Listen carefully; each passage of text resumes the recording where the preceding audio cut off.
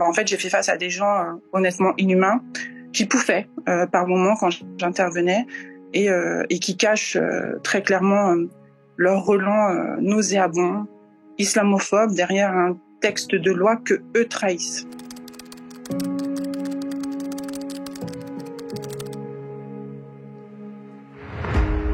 Mon cœur s'est emballé, j'ai pris peur et j'ai tout de suite pensé qu'il s'était passé quelque chose de grave, qu'il était arrivé quelque chose de grave à mon enfant, qui se rend seul en bus tous les matins au collège. Donc j'habite à moins de 5 minutes du collège, donc je m'y suis rendue de toute urgence pour le coup. Donc je suis arrivée tremblante, ne sachant pas ce qui s'était produit, et de là je retrouve ma fille qui me dit qu'elle a été mise à l'écart en salle de colle, donc avec des élèves qui avaient été sanctionnés d'heures de colle pour le simple motif qu'elle portait un kimono.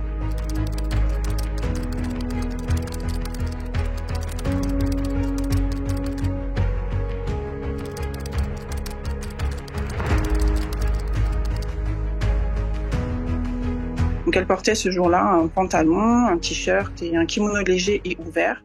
Donc il m'a répondu qu'elle portait un kimono et que le kimono provenait du Moyen-Orient et qu'en plus il était de couleur crème. Et il lui a demandé quel était le problème avec la couleur crème. Et il m'a répondu qu'en islam les couleurs avaient une signification et que le crème en faisait partie.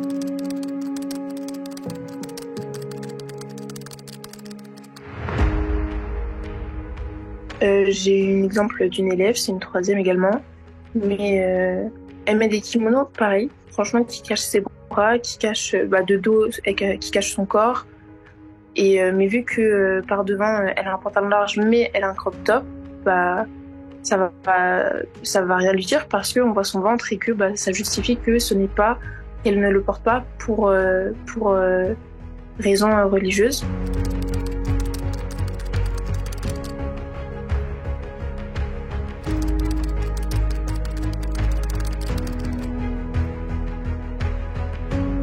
Donc j'ai tout de suite appelé le CCIE, qui pour moi était l'organisme qui pouvait m'aider à mettre au clair la situation, à comprendre réellement ce qui se passait, parce que j'étais hors réalité avec l'échange que j'ai eu, que je pensais jamais avoir de ma vie, et ça m'a permis d'avoir j'ai tout de suite contacté le CCIE pour avoir une écoute et être de bons conseils. Je tenais à rajouter qu'il n'y a pas de honte à être victime. Je souhaite à toutes les jeunes filles et aux parents de rester soudés face à ça, de ne pas céder parce que on n'a pas à avoir honte d'être ce qu'on est, et de surtout faire appel au CCIE qui nous permet de pouvoir rentrer à la maison après ce genre d'épreuve avec un cœur plus léger, avec l'esprit serein.